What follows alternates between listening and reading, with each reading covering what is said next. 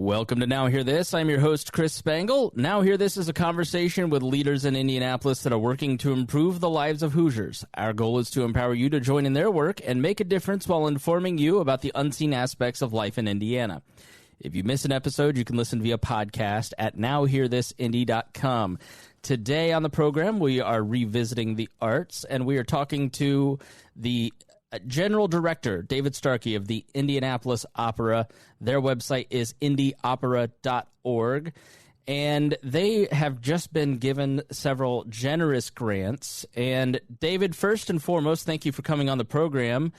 Can you start with what is the Indy Opera? I imagine there are some people listening going, I didn't even know we had an opera. So tell us a little bit about what it is. Well, yes, that seems to be a very important question, because there are certain sectors of our community that are extremely enthusiastic about the arts, the performing arts, singing, and that sort of all culminates into opera. Opera is sort of the top of the food chain, where it's instrumental, theater, dance, acting, singing, just the whole thing. And so it's a very appealing art form to a lot of different people, but it's also a sort of a niche. So the broader public, it's not really something that's very much on their radar until now. And the reason that it is because opera, along with the other performing arts in our time period here, 2020 and 2021, had to go dark. And now there is a desire and appreciation like never before, not because of missing the opera shows that the opera companies would do, but it's being able to see and be a part of live music and live theater and singing. And singing is live is one of the most powerful experiences all mankind can experience. So it's really taking on a completely different kind of evolution. And there is only one opera company, professional opera company in Indianapolis, in Indiana, and that's the Indianapolis Opera. And a great city has to have great art and great culture to diversify its place, and opera is a key part of that sophistication and maturity, and that is a testament to Indianapolis.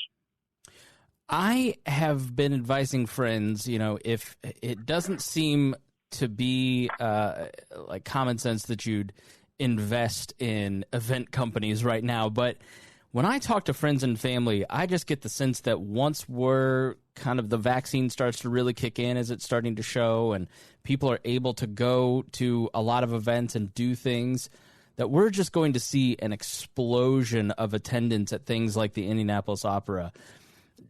What are you hearing from people, and how eager are they to go out, or is the virus still a major concern in keeping people from attending events?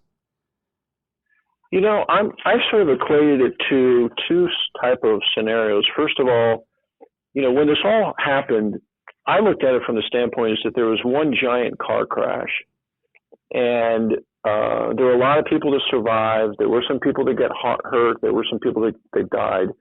But I felt like people overreacted from the standpoint of saying, okay, now all cars are unsafe to drive, so don't drive them anymore. And then we're going to come up with ways to protect you, and that's sort of like the airbag. And so it would be like passing a law saying you can only drive a car with an airbag. Well, we're sort of figuring it out that doesn't really make sense. It helps, and it brings comfort, but we live in a life of risk. But to counter that risk is also a life of joy and beautiful moments. And if you don't have those beautiful moments, like a wildfire comes along and just scorches the earth, but what comes after it is an amazing array of new growth, flowers and trees and landscape that was possibly more effervescent and robust than it was before. So I do agree with you. I don't know if it's going to be a quick return, but I do think it's going to be an enthusiastic return of not only opera patrons that miss it, but people that are now going to desire live music, live singing, live theater that they took for granted. And I know people would love to think that the internet and the digital and virtual, all these different things is really the way of the future. And it is in a small way. But people cannot be denied being around people and being among cultural, beautiful music, art moments. It is part of our culture and our society, and it will always be. And it's just not going to be eradicated. It's actually going to come back better. I tend to really agree with that, and I think it's a smart way to put it. I mean, I'm sure as you move into the spring 2021 season, you're still thinking about people's safety and how can you keep your artists and attendees safe. What are some things that you're doing at your live events that you're going to make sure that everybody feels somewhat comfortable? Well, I think it starts out by the two key things that people care about, and that's, am I safely distanced from people so that I can manage the circulation of how I'm around people, and knowing that people have arrived healthy and that they are having the mask protection. Sure, these things are going to slightly, over time, evaporate into, less than mandated protocol. But I think people are still going to be looking for those careful, safe experiences and environments where those things are attended to. And that's what the performing arts, I think, is going to take the lead on, is because, we're in the business of hospitality.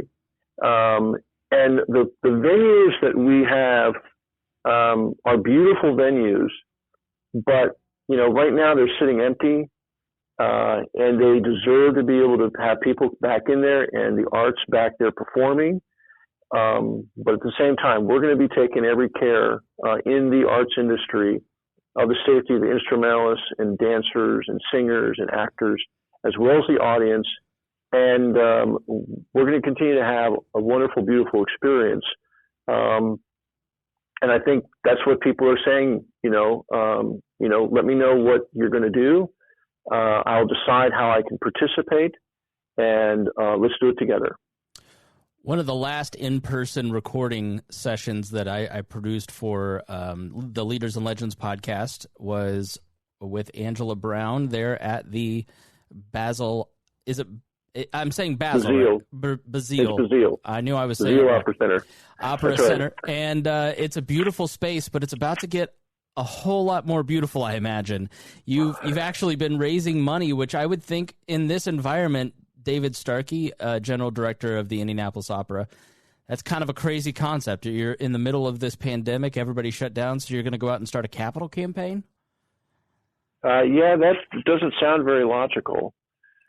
Thankfully, I have not been berated publicly for such a decision, but we are in an unprecedented time. The desire and the dream of this is probably 12 to 15 years old. By the predecessors before me of leaders, James Carraher, John Pickett, and also amazing other board members like Patty Kern and Arnie Hanisch and Jimmy and Muffy James and others that there's a long list. They've dreamed of this for years. I mean, the opera company's in its 46th year. It's been around for a while. And not as long as some other organizations, but it's certainly getting into its maturity stage. But it's been a challenge to find a home for this opera company, and over the last 12 or 15 years, it's been connected with the former Greek Orthodox Church that was on the corner of 40th and Pennsylvania in Meridian Kessler neighborhood. It's a very historic neighborhood. It's a beautifully architectural building of the 1960s. We have been in this building for about 10 years, but we've also been the anchor tenant and the manager of building an arts community in and around this building. Multiple arts organizations like the Symphonic Choir or the Men's Choir or IMEA state offices, which is the Indiana Music Educators Association, IMAC Dance Company, and the list is long. Along with Angela Brown Voice Studio. This is a legend opera singer from Indianapolis, a dear friend of mine. She and I went to school together back in the day at Indiana University, and she is really becoming a legend as far as what can an Indianapolis person, born, bred, raised, and so on and so forth do.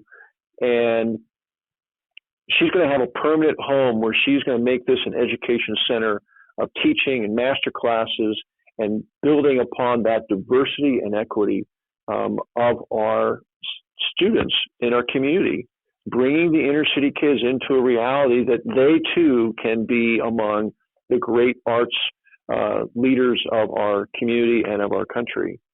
And so, yes, it's going to be the home of the Indianapolis Opera, but it's also going to be the home of other arts organizations. It's going to be an incubator. And this is the time we have to do it. Why? Is because our owner, philanthropist, Bill Osterly, came to us at the end of 2019 and said, I need you to buy the building. I need you to continue my legacy and my dream. And he had some circumstances in his life that were irreversible. And we decided, per his request, to step up. Unbeknownst to what was going to happen in 2020, we still said yes, and we still went forward. And the funders and the community and the people are along with us. And we are making amazing strides in the fundraising opportunity to buy the building this year, to renovate it, to put repairs into it, and bring it into a usage that can be appreciated and used by not only the Meridian Kessler neighborhood, Midtown neighborhood, but many, many people. And it's an honor, and we're humbled to be able to do that, but that's what we're going to do. We're going to take the lead and do it.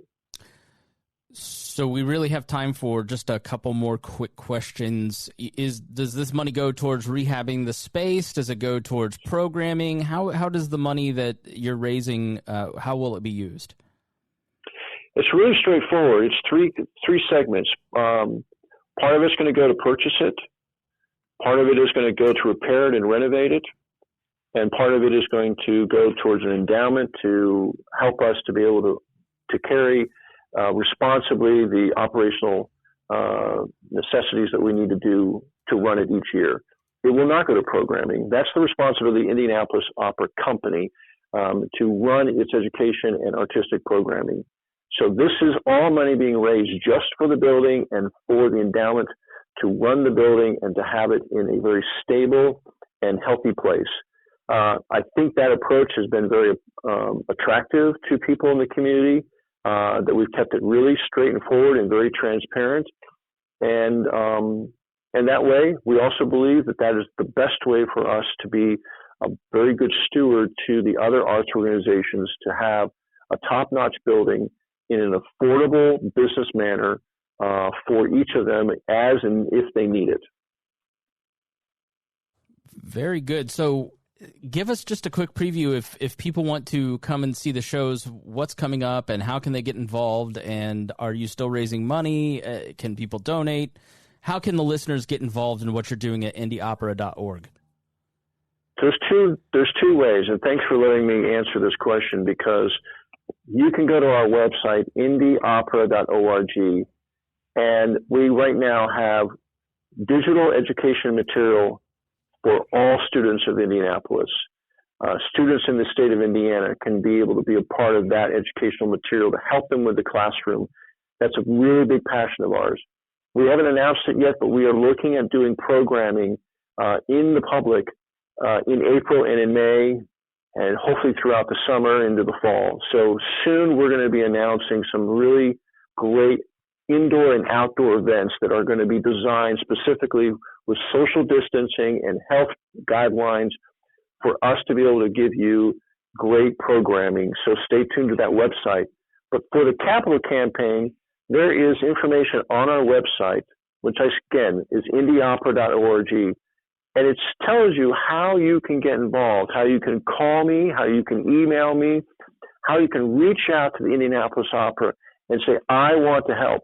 You could even just go online to our donation page and give a donation online and say capital campaign.